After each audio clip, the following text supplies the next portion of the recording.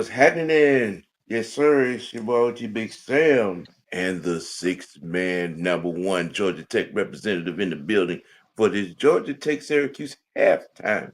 Uh, Tech rolling, doing Tech things. Top 10 ranked at that at number seven. Uh, Six man, jump it off and tell the people what you think about what Haynes King and the crew are doing right now.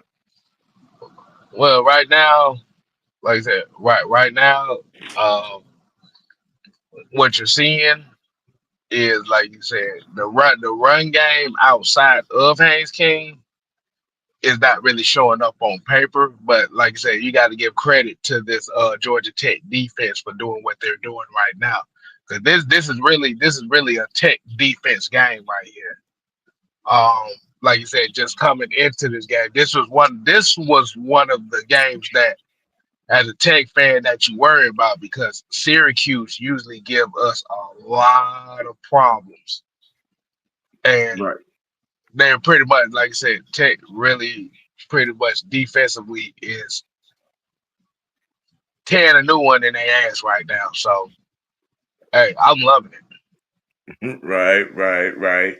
Uh, just a side note. Uh, Ole Miss is tearing the new one. Speaking of tearing the new one into Oklahoma Sooners territory right now. But, you Don't know, do that. Don't do yeah, that. yeah. but Don't do uh, that. uh, just, we try to cover all of what I'm saying around NCAA a little bit, ACC, but SEC type things. You know. but come But on, man. I know why y'all ain't doing that shit. uh, but You ain't worth but that. but just to give it a little shine on how much validity would you put on Georgia Tech being in the top 10 right now? Um, as far as the top 10, Mm-hmm. they like you said, they have been fortunate right now to where they're winning the games that they need to win. Like you said, it's more so of you know Miami losing and Louis. But like you said, a lot of these ACC teams are not looking as strong as they once do. Like I said, Clemson look like shit. Miami it is half and half. Yeah. Louisville is half and half and stuff like that. So Tech is really just taking advantage of a down season for the ACC, and that's Um. just one of those things where, based on how we play, and shout out to Brett Keys because he's bringing in he's brought in a mentality for this team where we're going to be tough. They just been taking advantage of a lot of stuff. Yeah. So, would you say Georgia Tech is just that much better than the ACC, or is just a product of week to week happenings? I say is more so of week to week happenings. I wouldn't say necessarily they're the one of the greatest teams in the ACC, but what Tech is doing right now is they're taking advantage of all the opportunities right now. Mm-hmm. And as we know as football fans, a lot of times you don't have to be the greatest team, but you have to be the team that takes advantage of the best opportunities.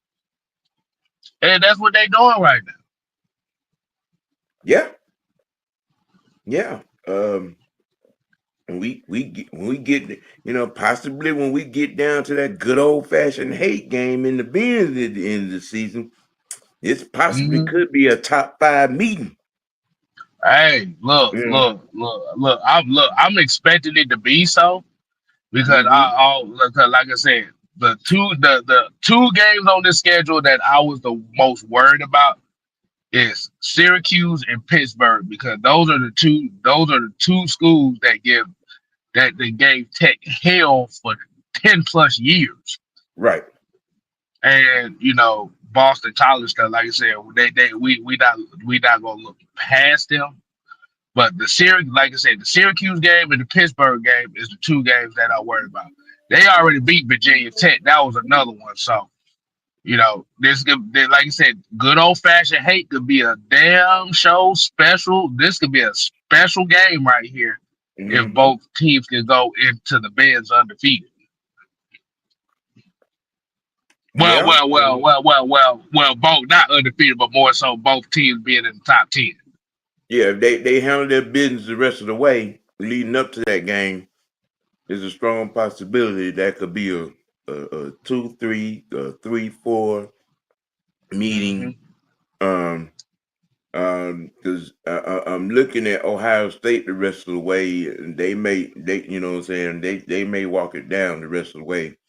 So Right, and Indiana is looking the same. I kept telling people this Indiana squad looks stronger than what a lot of people believe, and they're winning their what I'm saying, they're winning their games. So I mean, we may have a 3-4 match.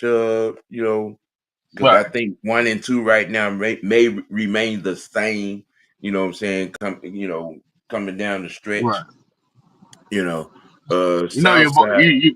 you know your boy Richie ain't shit. He talking about how can Tex OC call better plays than Zach Robinson. Well, you don't get the fuck up. I wasn't even gonna acknowledge that. You know what I'm saying? We're gonna have Zach Robinson conversations. You know what I'm saying, on Sunday. You know, Right, throwing all we NCAA right now. You right, exactly. But what'd you say? What'd you say? Southside said. Southside said, I still think Miami, because they have beaten some ranked opponents, is one more than it's a pick 'em between Louisville and Georgia Tech. Yeah, I will say the Hurricanes are right now the quote the cream of the crop of the ACC because we know Clemson and Dabo Sweeney they on the big knee side of the game right now where nobody gives a damn about them and they can't win games.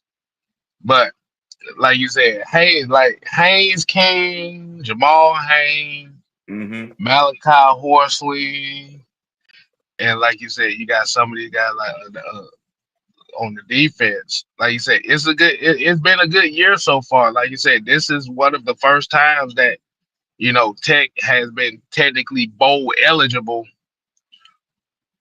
7 games into the damn year. So this is the first time we've seen this in a while. So like you said, Well, me and you both have been saying, you know what I'm saying, especially about that game last year against Georgia. You know, hmm that old lineman that got hurt late, that don't happen. There's probably a different conversation. right. You know, and they've built off of that. You could see Tech progressing like they have. The 2 previous years and then this year as well. So them to be at this point, you know, in top 10 and looking the ranking that they are, you know, hmm and I've been kind of critical of Haynes, with his turnover I issue, mean, I you mean, know. I mean, I mean that's warranted. That's why I always say you got the good Haynes King and you got the bad Haynes King. Hmm. And so far we've seen more good than bad. Right. So I agree. So we on the same page with that. I agree. Hmm. So second half expectations and the way things are going in this game, what do you expect, what I'm saying, this Tech offense to do to improve on the opportunities that the defense are giving them? I I'm be looking for Tech. They're going to more so try to focus on running the football a little bit more. Um, like you said, you have to think about it. This Brett Keys, he comes from that Nick Saban coaching tree too, just the same way as Kirby Smart. So Hmm. if you look at how they're building, how they are constructed with a lead like this. So I kind of expect Haynes King to have a lot more runs. I expect Hosley and I expect Jamal Haynes to pretty much be the focal point of the second half as far as running the football. Right. Defensively, um, because I missed a good part of the second quarter, getting brunch with the little woman. Um, Defensively, what is this defense doing to Syracuse to have them, what I'm saying, at a disadvantage? They pretty much being more physical with them. It's pretty much physical. Like I said, the front seven of the Tech's defense has been kind of an unsung hero for us this year. Like you said, with the Van Bergs and the Eifers and the Amari Harveys and stuff like that. They're being a little bit more physical. They're not really allowing a lot of like big chunk plays. They just pretty much just taking it to them like, hey, we gonna beat your ass and that's what we gonna do. And like, I dare you to do something about it. Hmm. Well, So right now, Georgia Tech is up 20-3, getting ready to crank up the second half. Uh, Ole Miss 22, them Sooner Boomers 10. Their second half has already started. They're like 3 minutes in.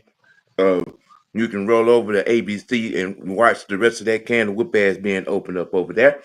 Um, uh, as you you have ain't it, shit, Sam. You ain't a dad. You ain't shit. as you have it, Georgia Tech is doing their thing right now, looking like the number 7 ranked team in the country.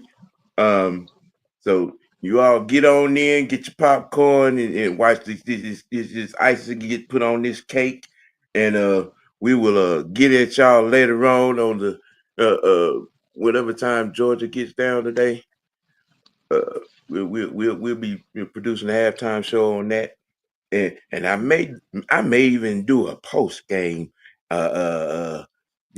college football post game because there's plenty to talk about going on right now in the ACC and SEC. Y'all stay tuned for that. You know what I'm saying? Southside said UGA is on a bye week. They got So they they got a they're bye on the week. bye week. Yeah. You may get a Georgia Tech post game. Keep your eyes open for that. You know what I'm saying? Because if this can of whoop ass over here that's going on in Oklahoma stays like it is, yeah, Oh yeah, my God. yeah, Oh, yeah. you is diabolical. I'm just gonna say that right now. You was diabolical for saying I- that shit. yeah, we have to keep it covered. We have to keep it all covered.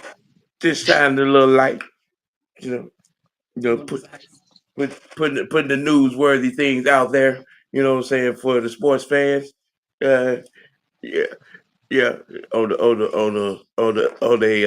the bye week, and it is not mean, Michael. It is not. I'm just supplying the information.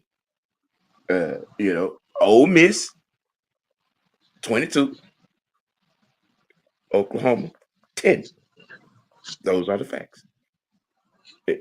But for the statistical members of the Unholy Alliance, Georgia Tech halftime. They're up 20-3. Going forward, hey man, y'all enjoy the rest of the game, and we out. Hey, we out.